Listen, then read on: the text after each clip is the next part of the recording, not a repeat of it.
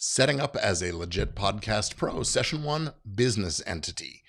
Hello and welcome to Legit Podcast Pro. I'm Gordon Firemark, the podcast lawyer, and today I want to talk a bit about what the title Legit Podcast Pro means, so stick around.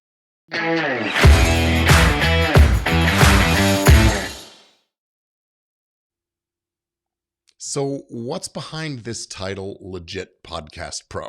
Well, you see, I've been working with podcasters since basically the beginning of the medium, and I can tell you without reservation at all that the podcasts that do the best are the ones that are run professionally. Podcasting, you see, is a business. Even if you're a hobbyist, it's a business. Business success depends on having a professional approach to things. You already know this. You go for pro quality sound and pro quality video if you're doing video, and pro quality content, absolutely.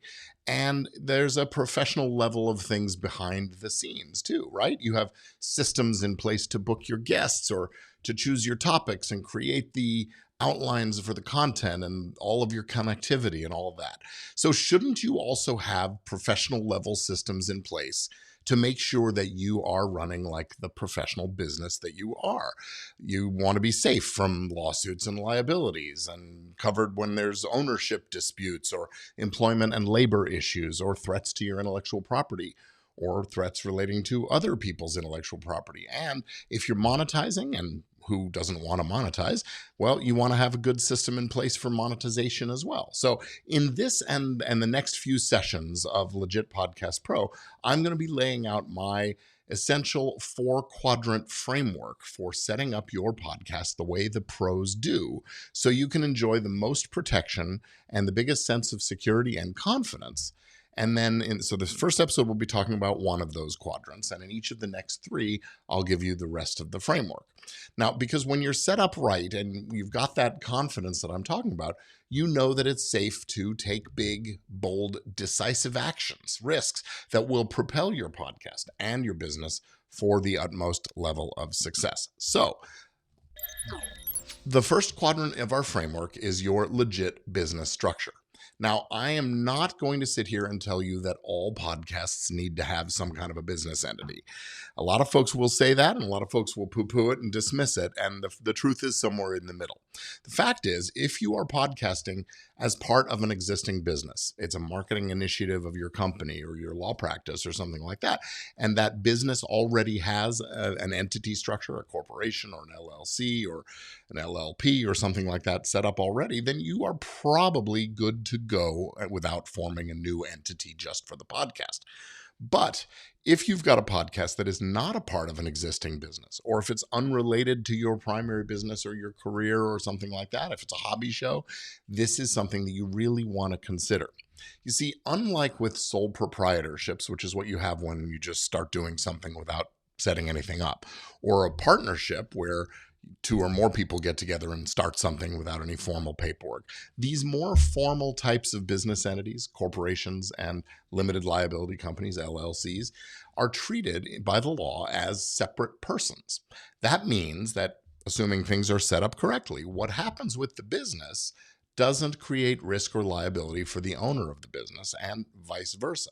So if something terrible happens and someone decides to sue because of something that you said or did on the podcast, they sue the company, not the owner. And that means that the owner's other assets, the house, the bank accounts, the stock portfolios, or other businesses are all protected. Hence the name limited liability company. Now, sure, there is a cost to setting up these kinds of companies, but honestly, it's not as much as you might think. And in addition to this limited liability that is offered by having an LLC or a corporation, having a business entity also allows you to create a more stable structure for sharing ownership and management and control if you're working with other co-owners. It lets you sell off shares of the company to raise capital if needed. It will survive after the owner of the company dies. The company passes on to the heirs. And it can offer some sweet tax advantages because there are some things that can be written off by a company as an expense, which wouldn't be a write-off for an individual. And finally, some folks, especially sponsors and brands, well, they just prefer to deal with a company. It's sort of a street cred kind of a thing. Companies just seem more stable and reliable when you're making deals, and people prefer that sense of stability and reliability.